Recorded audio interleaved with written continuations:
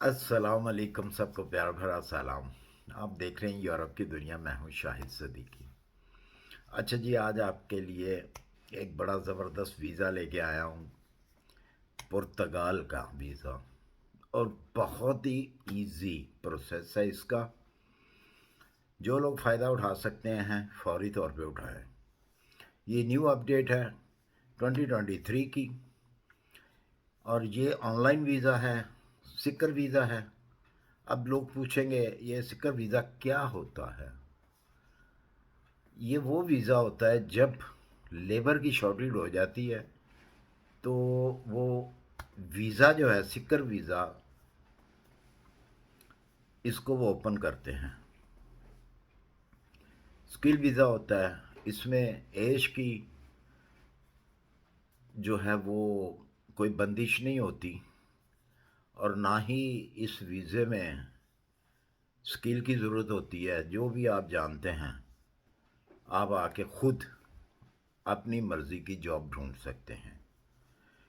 इसका पीरियड जो होता है 120 डेज़ का होता है, और यही इन्फॉर्मेशन आपको मिलेगी मेरी डिस्क्रिप्शन में, जो मैंने ऑफिशियल वेबसाइट पुर्तगाल एम्बेसी की दी हुई है, वहाँ से भी। वहीं से आपने अप्लाई करना है, वहीं पे आपको फॉर्म मिलेगा। और इनकी रिक्वायरमेंट क्या है वो मैं अभी आपको डिटेल देता हूँ कि आपको क्या रिक्वायरमेंट है पुर्तगाल सिक्का वीज़े की। अच्छा, 120 डेज़ का ये होगा।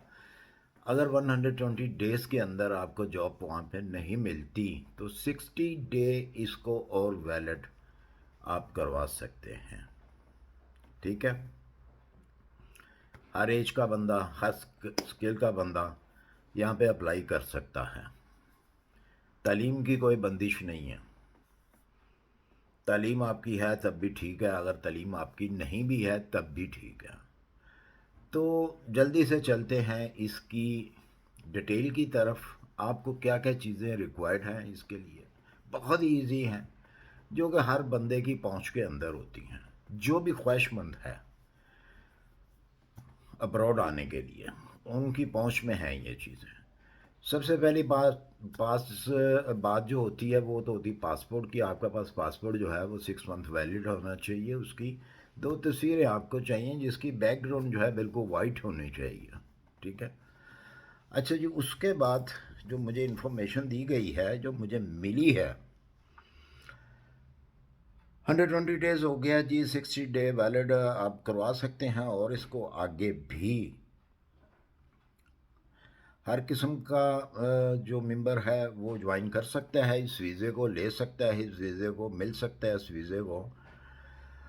अच्छा, इसमें इस वीज़े में सिर्फ एक प्रॉब्लम होगी स्टार्ट में आपको, वो ये होगी कि आप अपनी फैमिली को फौरी तौर पे नहीं यहाँ पे बुला सकते आपकी जॉब मिलने के बाद भी।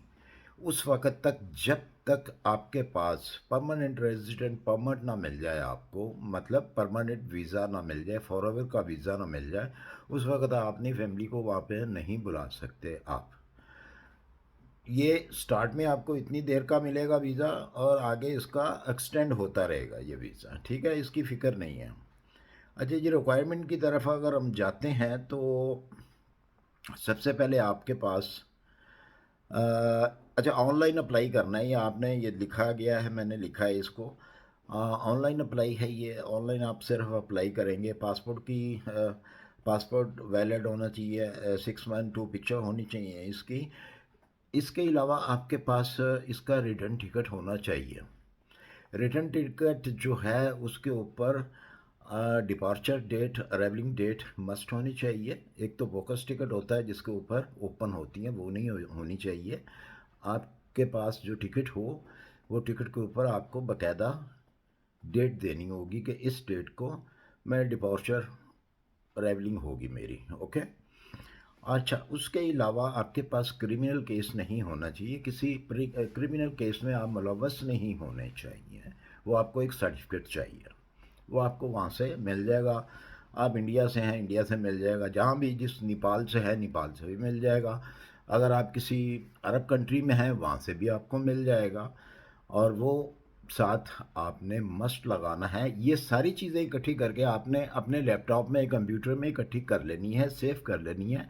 जैसे फॉर्म आएगा उसके साथ ही फुल कर आप करेंगे फॉर्म को, और उसके साथ अटैच करके ये सारी चीज़ें आपने देनी हैं, ये लाजमी है। अच्छा जी, क्रिमिनल केस नहीं होना चाहिए, उसकी रिपोर्ट होनी चाहिए आपके पास कि आपके पास कोई ऐसा केस नहीं है। इंक्लूसिव आपकी मेडिकल इंश्योरेंस होनी चाहिए, वो आपको मिल जाती है कि आप करवा लेते हैं किसी ट्रैवल एजेंट से भी, जो भी सिस्टम है आपकी कंट्री के अंदर मुझे नहीं मालूम, बहरहाल मालूम करना चाहें तो मालूम हो जाता है। अच्छा जी, इसके बाद फ़्लाइट जो मैंने बता दी आपको, और इसके अलावा आपके पास जनाब इसकी फ़ीस जो है वो 90 यूरो होगी जो आपसे ली जाएगी। 19 यूरो आपको पे करने पड़ेंगे वीज़ा फ़ीस के लिए। इसके अलावा आपके पास कोई ख़र्चा नहीं आपने देना, किसी को नहीं देना, आपने ख़ुद ये काम करना है, तो आपको कोई पैसा और फालतू नहीं देना पड़ेगा। इसके अलावा आपके पास 2000 यूरो बैंक में होना चाहिए, कम से कम 2000 यूरो। वो इसलिए कि अगर आपको जॉब नहीं मिलती 1 मंथ 2 मंथ, तो आप अपना वो पैसा खा सकें। उसके बाद आप जैसे ही जॉब पे लगेंगे, या जॉब पे जब लगेंगे तो उसी वक्त तो आपको वो सैलरी नहीं मिलेगी, आपके पास कुछ ना कुछ होना ज़रूरी है। ये भी इनकी रिक्वायरमेंट है कि कम से कम आपके अकाउंट में 2000 यूरो होना चाहिए। नॉर्मल तो अपनी ये सैलरी के हिसाब से लगाते हैं, वहाँ की जो सैलरी है अबाउटली 700 यूरो है पर मंथ की, ठीक है। ये स्टार्ट की सैलरी होती है और न्यू कमर के लिए होती है, उसके बाद सैलरी भी बढ़ जाती है।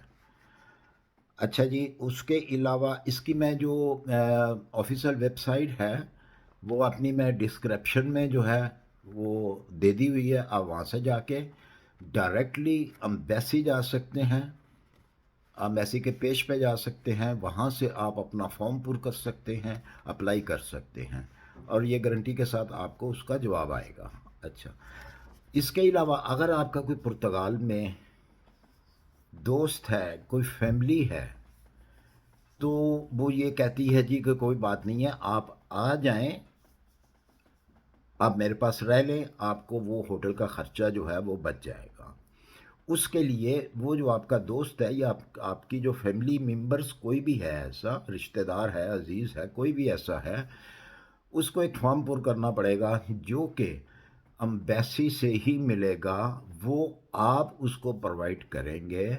वहीं जिस वेबसाइट पे आप जाएंगे वहाँ पे ऑप्शन दिया होगा उस फॉर्म का भी, उस फॉर्म को आपने डाउनलोड कर लेना है, उसकी कॉपी करके अपने उस फ्रेंड्स को या फैमिली मेम्बर को आपने सेंड कर देनी है, जो कि वो ख़ुद पुर करके वो आपको वापस सेंड करे, और आप फिर उसको अटैच करके एम्बेसी में अपने पेपर्स के साथ लगाएं, ठीक है। वो फिर आपको 2000 वाली जो रिक्वायरमेंट है उनकी वो ख़त्म हो जाएगी। उसके अंदर फॉर्म के अंदर क्या होगा, यही होगा कि जी मेरे पास इतना बड़ा घर है, उसका एग्रीमेंट है उस रेंट का, तो उसके अंदर सारा लिखा होता है एग्रीमेंट के अंदर कि ये कितना बड़ा घर है, कितने स्क्वायर मीटर का घर है, इसमें इतने लोग रह सकते हैं, क्योंकि यहाँ पे पर हेड के हिसाब से होता है यूरोप में कि पर हेड को इतनी जगह चाहिए, इतने स्क्वायर मीटर जगह चाहिए। तो वो जो है उसके लिए ये उसके फिर वो $2000 जो हैं वो नहीं होंगे। और उम्मीद है कि ये वाली मेरी वीडियो आपको बहुत ज़्यादा फ़ायदा देने वाली है। अगर आप मेरी वीडियो को स्क्रिप्ट नहीं करेंगे और पूरा एक एक लफ्ज़ जो है वो सुनेंगे और डायरेक्टली जाके अप्लाई करेंगे, इंशाल्लाह ताला आप कामयाब होंगे। जब आपको परमानेंट वीज़ा मिल जाता है तो अपनी फैमिली को भी आप इनवाइट कर सकते हैं, वहाँ पे बुला सकते हैं, छोटे बच्चे हैं स्कूल भेज सकते हैं उनको, उनके मुस्तकबिल को अच्छा बनाने के लिए। इसी के साथ मुझे दीजिए इजाज़त, अपनी दुआओं में याद रखिए, और अगर आप किसी और का फ़ायदा भी पहुँचाना चाहते हैं तो ये मेरी वीडियो उनको शेयर कीजिएगा। जैसा कि मैं आपको हर इंफॉर्मेशन शेयर करता हूँ और डायरेक्टली वो मैं इन्फॉर्मेशन आपको देता हूँ जो हकीकत के ऊपर मबनी हो। सुनी सुनाई बात मैं आप तक नहीं पहुँचाता। और इसी तरह आप भी उस ज़रूरतमंद को ये वीडियो सेंड करें ताकि वो देख के फ़ायदा उठा सके। अगर ये वीडियो अच्छी लगी है तो इसको लाइक और सब्सक्राइब लाजमी कीजिएगा। अपनी दुआओं में याद रखिएगा। अल्लाह हाफिज़।